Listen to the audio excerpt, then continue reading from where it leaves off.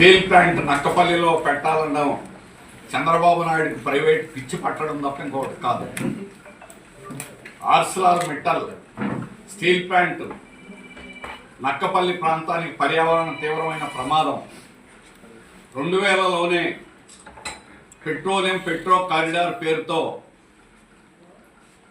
ఆనాడు రిలయన్స్ కోసం చంద్రబాబు నాయుడు విశాఖ చెన్నై కారిడార్ ఏర్పాటు చేయాలని నోటిఫికేషన్ జారీ చేశారు.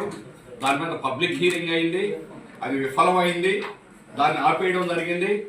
నక్కపల్లిలో పోర్ట్ పెట్టాలనేటువంటి దానికి వేసినటువంటి త్రిసభ్య కమిటీ కూడా దాన్ని వ్యతిరేకించింది. నక్కపల్లిలో పోర్ట్ ఆగిపోయింది. ఇప్పుడు మళ్ళా నక్కపల్లి ప్రాంతంలో వేంపాట టోల్ గేట్ నుంచి చంద్రాకారంలో ఉండేటువంటి రాజయ్యపేట వరకు లంగ్ స్పేస్ అతి తక్కువగా ఉండి సముద్రానికి అతి దగ్గరగా ఉన్నటువంటి ప్రాంతం. ఆ ప్రాంత ప్రజానీకానికి అందరికీ కూడా చాలా తీవ్రమైన హానికరం, పర్యావరణం తీవ్రంగా దెబ్బతింటుంది. అక్కడ స్టీల్ ప్లాంట్ పెట్టడం అనేటువంటిది దాన్ని సిఐటి తీవ్రంగా ఖండిస్తున్నది, వ్యతిరేకిస్తున్నది.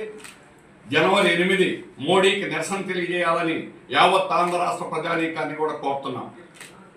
విశాఖ స్టీల్ ప్లాంట్ని దెబ్బ కొట్టడానికే ఆర్సెలర్ మిట్టల్ని తీసుకొస్తున్నారు. ఈరోజు విశాఖ స్టీల్ ప్లాంట్ దక్షిణ భారతదేశంలో మార్కెటింగ్ అంతా విశాఖ స్టీల్ ప్లాంట్కి అత్యంత ప్రాధాన్యత ఉంది.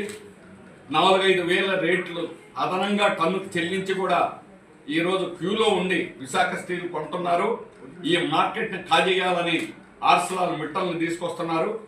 ఆర్సెలర్ మిట్టల్ని అడ్డం పెట్టుకొని ఈరోజు విశాఖ స్టీల్ ప్లాంట్ దెబ్బతీయడం, సిక్ చేయడం అనేటువంటిది కేంద్ర ప్రభుత్వం, రాష్ట్ర ప్రభుత్వాల కుట్ర.